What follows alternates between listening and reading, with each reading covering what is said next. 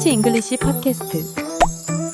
Hello, this is our podcast show, and I am Michelle. My Korean name is Tiu, and I also run a YouTube channel called 토종 언니.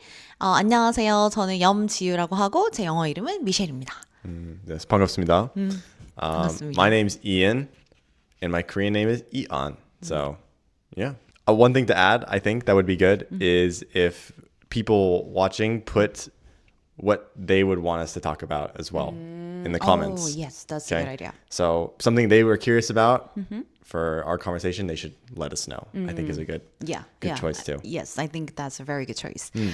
And today we're going to talk about the martial law in Korea because I was personally really shocked, but I just want to know how your family and friends' reactions were and how you felt as a foreigner who lives in Korea. I mean, the martial law, I found out like the moment it happened because I was working. But overall, I didn't really understand like what was even happening at first. So I had to talk to my friends, do a little bit of research as well. And then in the morning, I woke up to many text messages from my family. Really? So, yeah. What did they say? Just like my uncle sent me a text. He was like, dude, are you okay? Like, what's going? I saw the news. Hopefully you're doing all right, man. And I was like, because obviously it's in Seoul, right? So I'm in Gwangju. It was, not really a huge deal for me. It felt like. Okay, so for you, it felt nothing big, but for your family and friends back in America, they felt like very big, right? Well, yeah, because it was covered on the news by the main news channels. They did a whole write-up on it. And it was funny because the narrative on the news in the US was completely different to the narrative that was kind of portrayed in Korea. Oh, really? Yeah. How was it different? The news was saying it was all like this whole like North Korean thing, which is what the news covered. So that's why my family was like, oh my gosh, is everything okay with you, right? But it obviously wasn't that. Right. So that was the interesting kind of difference for sure. Oh, really? So American press firstly covered this martial law thing was because of North Korea. Correct. Yeah. So that's why your family and friends were so kind of worried and shocked. Right. And the news would show like, the military with the tanks, right? So they're showing this video with the tanks and they're like North Korea, blah, blah, blah, right? On the news. And so then like even one of my best buddies from college sends me a note and he's like, dude, are you okay, man? Like everything all right? And I'm like, yeah, I'm totally fine. Oh, okay. So, I mean, how was your reaction on it? I firstly got to know through my group Kakao chat message. One of my friends sent me this link that martial law was declared, and I just thought it was a fake news. And I just ignored it, and then I worked late on that day, so I was just going back home. And then I was just thinking so suddenly, what if it's real? So then I started researching, and I found that it was real. And I felt so terrified at the moment. Why were you terrified? I think that's because I read this novel called 소년이 온다. I've never heard of that. Of 한강 novelist, and she got Nobel Literature Prize recently. So my personal project is reading all of her books. So I read that book like a month ago, and that dealt with this martial law thing, which was happened like 40 or 45 years ago in Gwangju. So that novel affected me a lot, and I felt literal terror like when I read that. So I knew that how martial law can be really brutal and how it can be really fearful. And then when I saw the word keom, which means martial law, I thought, wow, really? I was really terrified. So I called my mom and then, Mom, did you see the news? Like, keom, like martial law was declared, and she was so calm and peaceful. And she was like, yeah, I'm just putting kimchi into this box. And I was, okay. And I was like, am I the only one who were really terrified? And she was so calm, so okay. And then I just texted my sister and then, hey, did you see the news? And she was so calm as well. I know. And she lives in Gyeonggi-do, what's near Seoul, and her reaction was so calm as well. So I thought, why is everybody so peaceful? Right. And I watched YouTube like for what's going on at real time. It was really serious, you know. For I was sure. like, yeah. So why everybody so calm when everything is happening like this? And I just couldn't understand, and I was kind of confused. So I started buying ramen. It's like emergency food. Right. Yeah. So I just opened my grocery shopping app, and then I ordered a lot of ramen, probably like $30 or something, and that's like 20 or 25 ramens. Do you still have your ramen at home? Yes. Oh, okay. That's my problem though.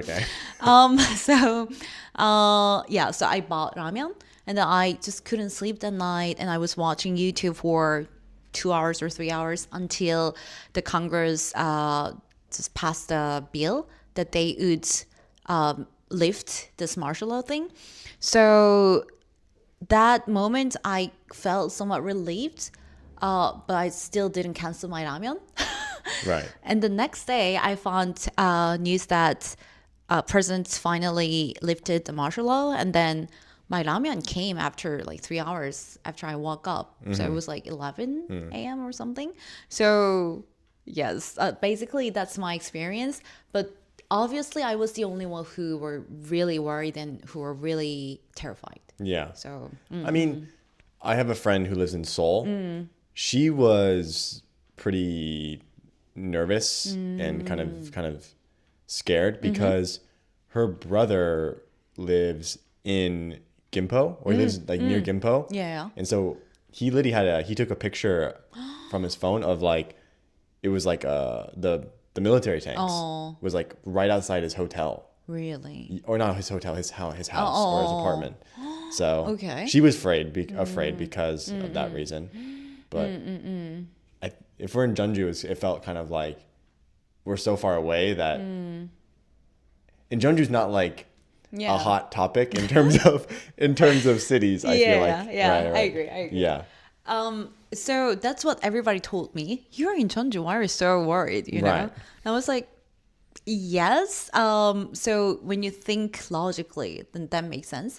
But I don't know, like that fear and terror just like kind of captured me at that moment. So I just didn't think that I am safe because I'm Jeonju. You know, I'm in Jeonju. So, but thinking back, I'd rather not be overreacting, but still, I felt like really, really like terrified at the Yeah. moment. Seems like your natural like native instincts might have kicked in a little bit. Yeah, I agree. Interesting choice with the ramen though, I think. Yeah, I agree. I agree. Yeah. Because when COVID first happened in the US, the thing everyone, I don't know if it was similar in Korea, but the thing everyone was buying was toilet paper. Right. I saw the news. So like toilet paper was going on eBay. People were selling toilet paper on eBay for like a full thing of toilet paper for like, I don't know, 4만 원. But why? Because there was no toilet paper in the stores. They were all sold out. Okay. Yeah. Oh. So people weren't able to buy toilet paper. Wow. So right, Okay. supply and demand. Oh. So no demand nor supply, high demand. The price went up on like it was like eBay is like Tungin market of US. okay. Do you know? Oh. I don't know if you've heard of eBay, but I've heard of it, but I just didn't know that it's a Tangam market in it's similar America. to it. Oh, okay. Yeah. It's been around. okay. There's eBay. There's one called Craigslist too. So, is there any other ones in Korea besides Tungin?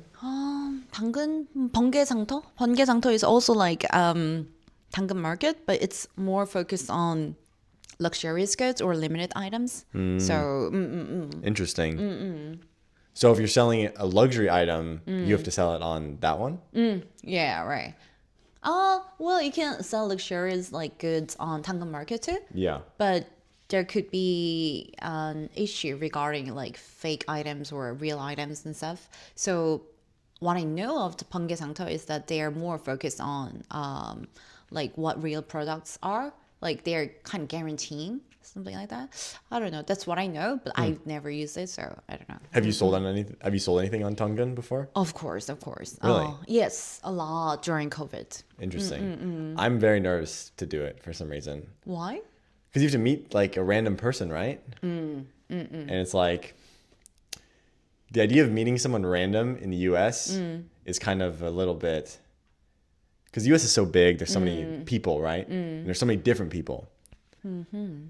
It makes it feel a little bit dangerous in a way. Oh, okay. Because you never know who that is. Right. Exactly. So that's why I'm still waiting to sell something on Tongan.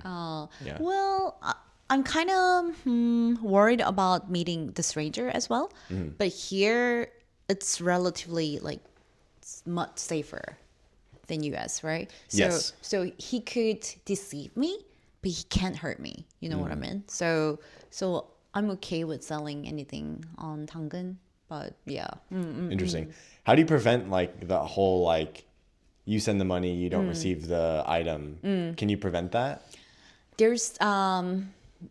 There are some sites or apps that have systems called safety sending, safety money sending. So you could use that.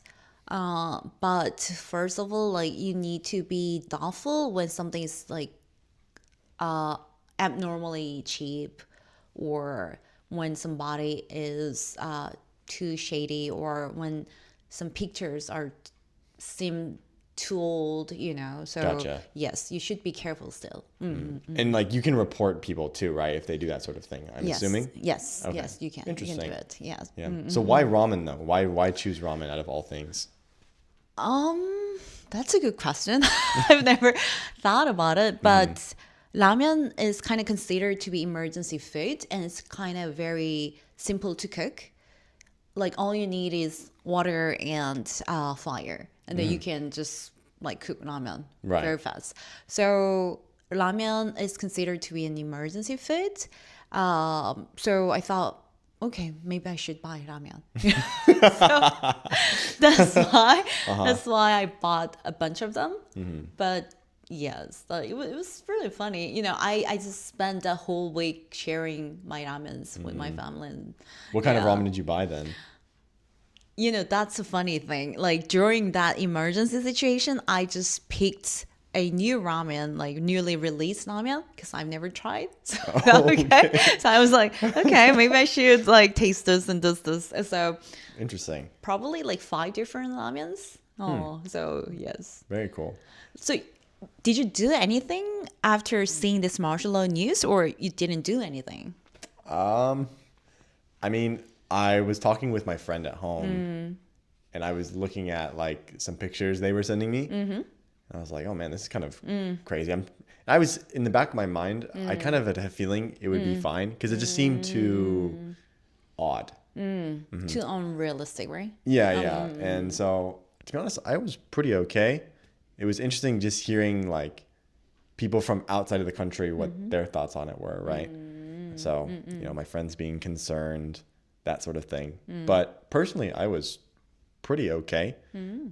There was really no kind of like, oh my gosh, the world's ending type feeling. It did seem a bit, just felt odd for sure, I would say. It's kind of like, what's going on? So, What about your parents? Your parents worried about you so much, or? I mean, they called me in the morning, and they're like, we saw this thing going on. The news says it's this, right? The whole news with like the North Korea. But like, and they were like, but that doesn't seem like really what's happening. Can you tell us what's going on? They were more kind of just like analytical towards the news, asking me like what actually was the situation. Oh, okay. Oh. So, but again, it was kind of like, I'm in Jeonju. I think it'll be okay. Okay. Yeah. Oh, yeah. But like, did that happen in the past, right? With the whole Gwangju thing, right? It was that uprising? No, it was happened 45 years ago. And the citizens were, well, actually this military government assumed that they were protesting against the government in a violent way, which was not true at all. So there were so many sacrifices. like people literally were killed a lot. So that was that was a very heartbreaking moment of Korean history. So people, I think, like especially Gwangju people were like really sensitive to the word cam, martial law, Right. because like that traumatized them. For sure. And actually that traumatized Koreans as well, so like I personally think that the last word that like the president of the Republic of Korea, no matter who that is, the last words he would bring up should be martial law, So it was very, very shocking to us, like most of Koreans, So Yeah. Yeah. Interesting.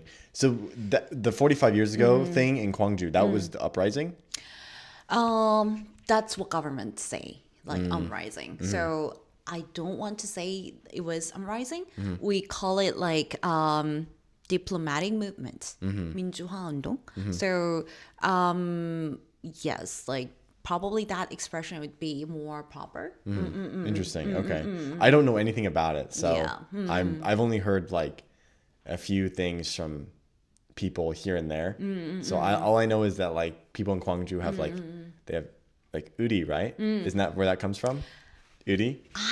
Yes, I think part of those reasons why Gwangju people have uri, because I'm not sure, because I am not living in Gwangju, but I assume that many people, so my family's friends or my friend's family or my family or my friends died in those like in a short time, like very like a lot of people died.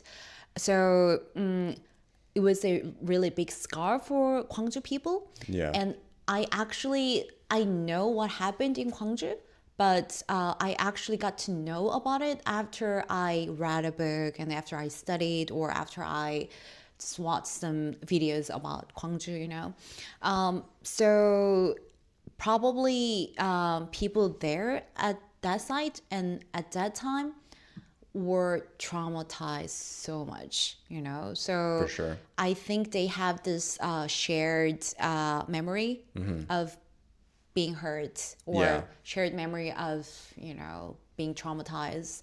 So I guess their bond is stronger than other regions, I guess. So that's what I assume. Yeah. I mean, that makes sense. Like if you go through a hard time with someone together, it almost kind of like unites you in a way, for sure. Right, So I right. can see that for sure. It's Yeah, yeah. interesting. Have I experienced anything really like that? Not really. I wish I did, but I haven't. Yeah, but it's in a way it's really good that like you didn't see anything heartbreaking like that, because like when I read this Hangang's novel 소년이 온다, it was really, really heartbreaking and like really hard for me to read. So I just even couldn't drink water, because like it was so real, so vivid. Like the pain she described was so vivid. So yeah, I could even feel like a little bit of those pains, So Well, interesting. That is interesting. I've never been to Gwangju either. Have you been to Gwangju? I'm sure you have. yeah, many times. Yeah. I almost went to Gwangju though when I first came to Korea, but I didn't. Yeah. Why did you go to Gwangju? Well, I almost went because I got 2 job offerings, one in Jeonju, one in Gwangju. Okay. And I don't know. I originally chose Jeonju. Well, I chose Jeollado. Oh, okay. So that was like the province I picked Oh. when you like go through the process of okay. coming here. And so I picked Jeollado. And so they're like, there's this one school in Jeonju and there's this one school in Gwangju. And funny enough, because we do like social media and stuff, the reason I picked the Jeonju one was because they had a social media account. Oh, And the Gwangju one didn't have a social media. really? Oh. And it felt like I didn't know what I was getting into. Oh, okay. It felt kind of a little bit like vague, I guess. I didn't really know anything about the Hagwon. Where the other one, I could see the Hagwon. Oh, it looks okay, blah, blah, blah. Gave me kind of like I could picture myself there easier since they had like the social media account. So that's why I went with the Jeonju choice. Okay. Yeah. Didn't know. Yeah. I mean, actually, Gwangju is much bigger city than Jeonju, Right. though. It's like fifth in Korea, right? Fifth biggest? I think so. Yes, because like that's one of those metropolitan cities in Korea. In Jeonju, is not metropolitan city. So. Right. Interesting. Okay. Yeah. What do you think about Gwangju then? Because I've never been. Gwangju, it's big city for sure. So we live in Jeonju, right? So if you go to Gwangju, you can like instantly see that this is bigger city because it has bigger buildings, more shops, like more people. You could see it, but still not as crowded as Seoul or Busan. So you can kind of like enjoy this half city and half like I don't know calm vibe.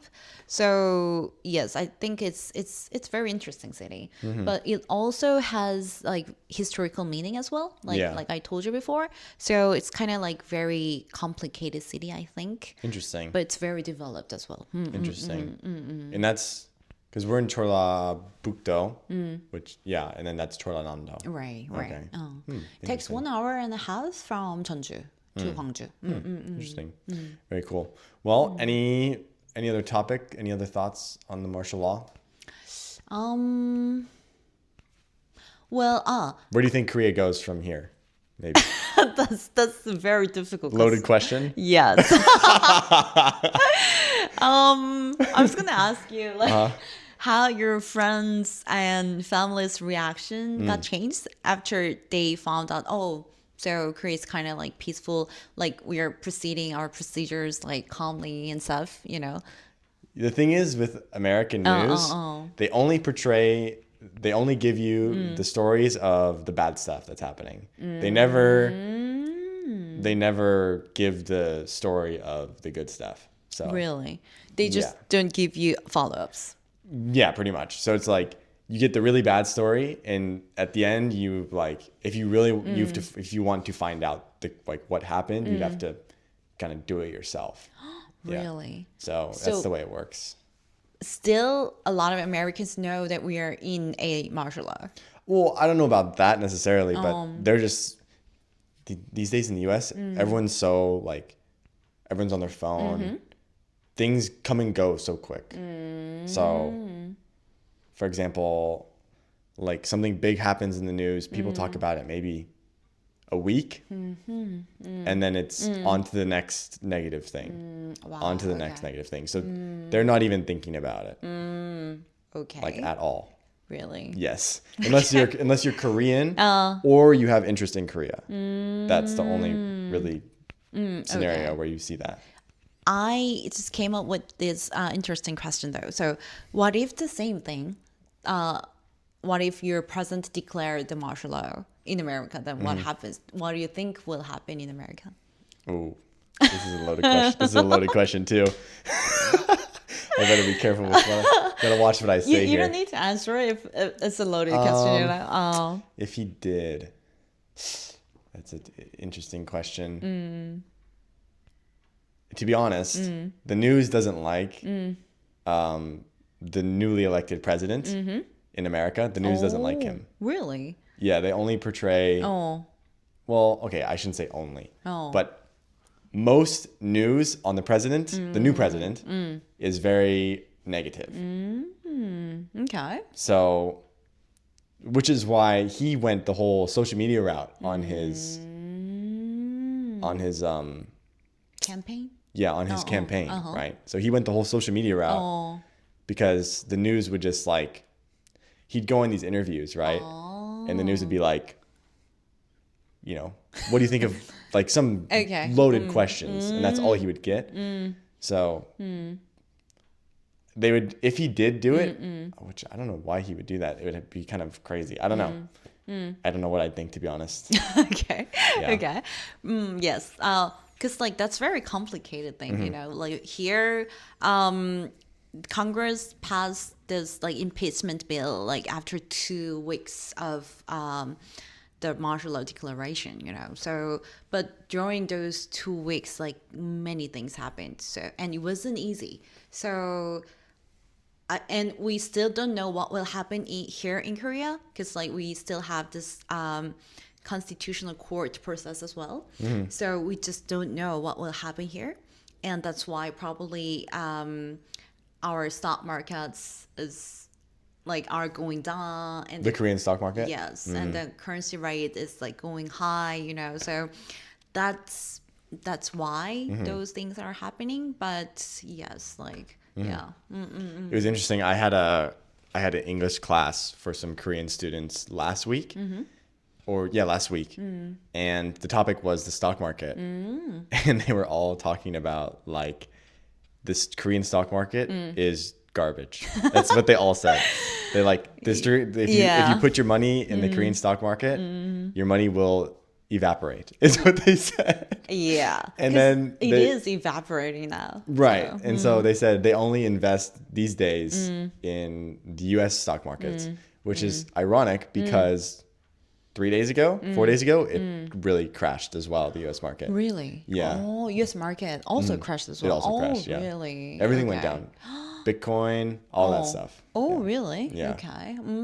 I didn't know. Yeah. So there's nowhere to invest for now. Yeah, I mean, yeah. it's, it's debatable, right? Oh, okay. Sometimes people, if it goes way down, that's when people buy it, right? Yeah. But that could be the best strategy.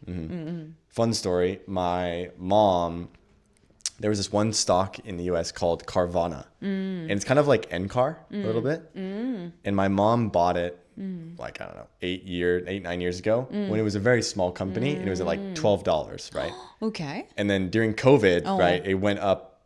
Everything went up, right? Right. So it went up to like, I don't know, 200, blah, blah, blah, something, right? It went way up. But my mom she was like, I don't want to sell it. Seems kind of, I want to keep holding on. She's like, I want to keep holding on to it because I believe in the company. And then she did that. And then as Biden was in charge, a lot of stocks went way down. Wow, okay. So it went down to like $8. So it went from 200 to 8. Wow, okay. And then recently in the last like year or so, it's gone.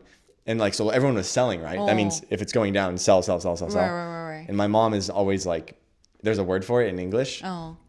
If you never sell your stock or crypto, we call it diamond hands.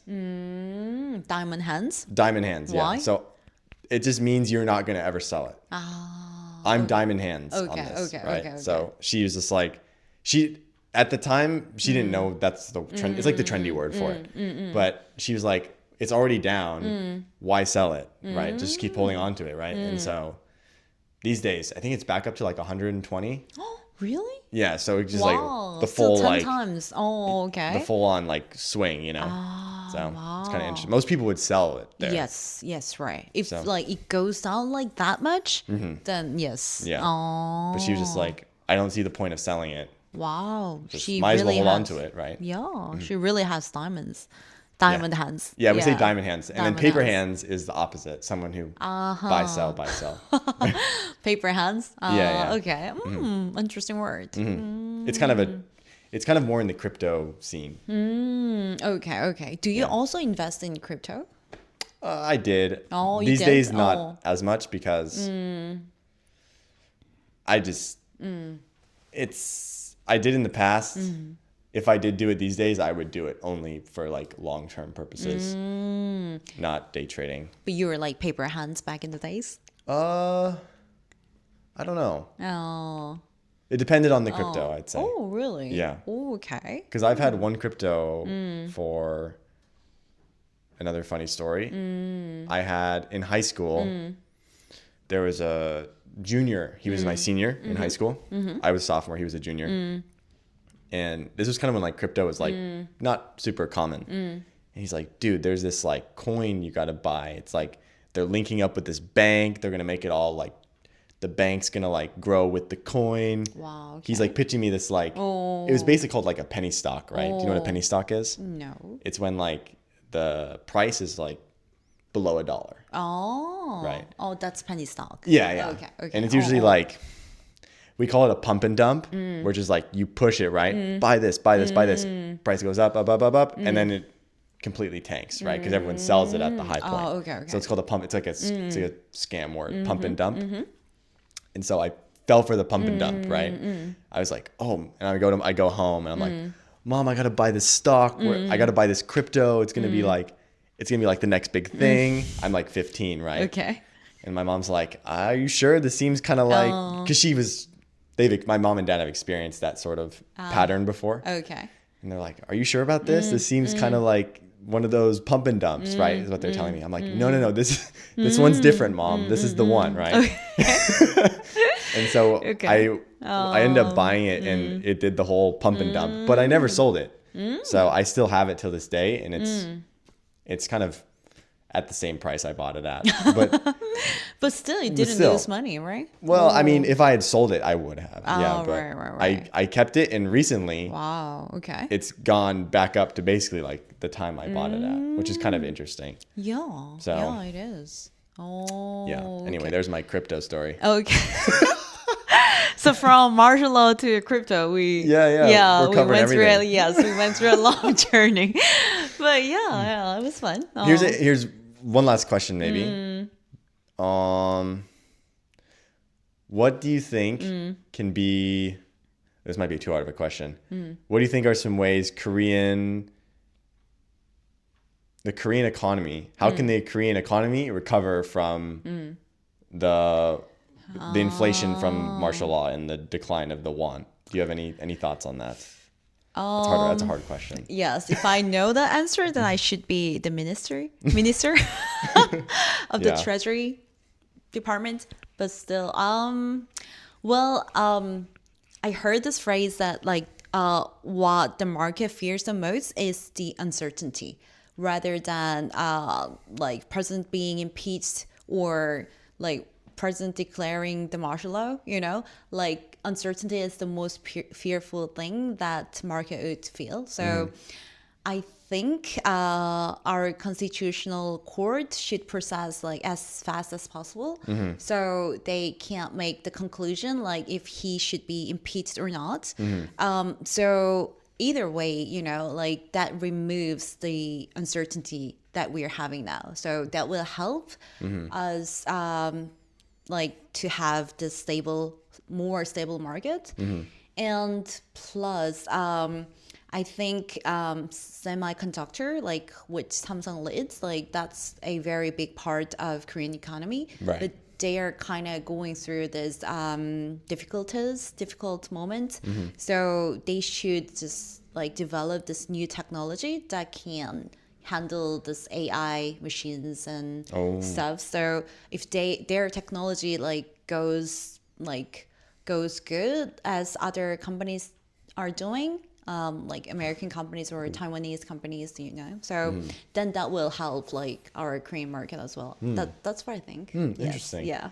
I do think from what I've noticed, because like Korea a long time ago was kind of like not on the map a little bit.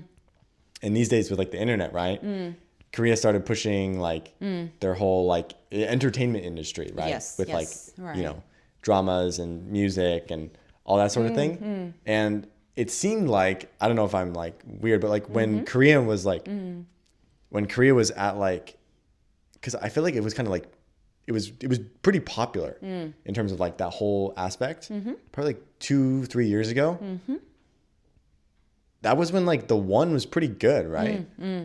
So like, I don't know if that's just a coincidence, but it feels like if Korea could focus more on like their public outreach through using like the internet and stuff, that would be something that would help the economy as well. Just with like tourism, for example. Okay. Yeah. You mean like culture industry? Yeah, like, I don't know. To be honest, I don't really know. I'm just kind of... No. Like Yeah. I think that's a very good idea. Like tour, K-pop, K-drama, like soap culture thing, right? Yeah, like kind of pushing like entertainment, because that just drives, let alone tourism into the country as well, boosting economy. Right. Oh, that's very good idea, because we lost many tourists anyhow during COVID season. So like we're getting back those tourists, but still like didn't.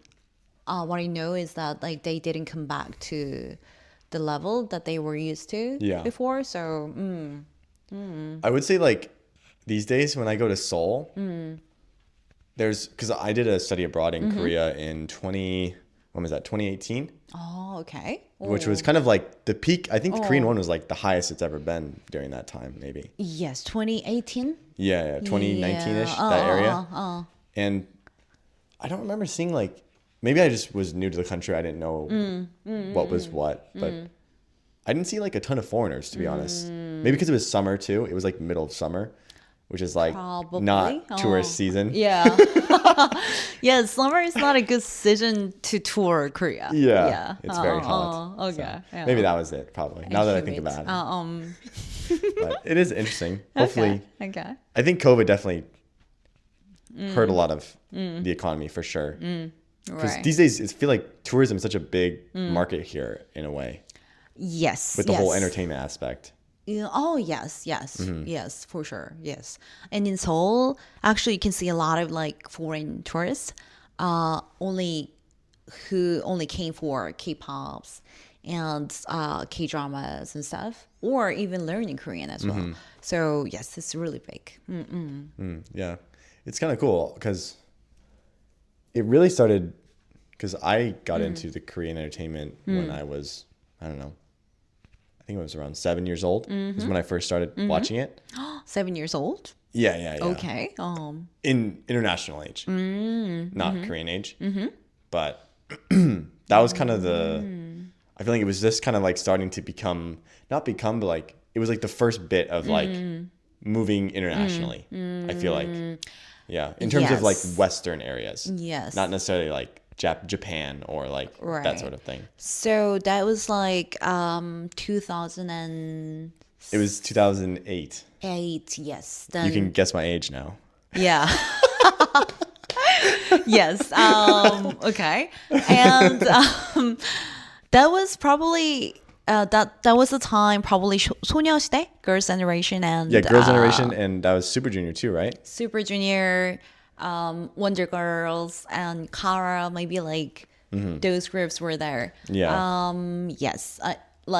I agree. Like from that moment, it became internationalized. Like if that's the right word. Because my aunt was part of like she was doing like freelance work for these entertainment companies to help push the DVD copies, because back then it was just DVDs, right? So she was helping push the DVD copies to the US, right? To distribute them. So, and in LA and because they were in LA, Okay. my family was living in LA, and so there was like Koreatown and stuff, and so there was a market for it a little bit there too. Ooh, all right. Yeah. Okay. Interesting story. Oh. Yeah. Well, Yeah, but it's any crypto stories for you? No crypto? No. Ah, okay. No crypto. Why? I wish I had, but no. Why? Like, why haven't you done it, do you think? I think I was too afraid to step into the unknown words, because like that seemed too difficult or too complicated for me. Yeah. But the moment when I found the Bitcoin exists in the world, that was like 2017 or 18. I should have bought. Yeah, I regret that. I mean, Yeah. it is what it is. Yeah, it is what it is. So. Yeah. You can always buy it now if you want, but Yeah, I think, yeah, it's kind of too late for me. Yeah. it might, you never know. Yeah, I do think, I never know. I do think if there's computers around, crypto will be around, right? So it's kind of like the Korean word ochapi, right? In one way or another, it's gonna be there, right? So you could just you could go diamond hands on it if you want. Yeah. Right? Because if Yeah. you're constantly trying to buy and sell, Right. that's just like gambling in a sense. Yes. Right. So- Right. If you look at like the long-term picture, I see the vision. So Okay. yeah. Well, What should they put in the comments if they made it to the end? Subscribe and leave comments and leave likes as well. Okay, cool. Cool. Sounds good. Please Like, do. yes, bye-bye. Bye bye. All right, nice. 피치 잉글리시 팟캐스트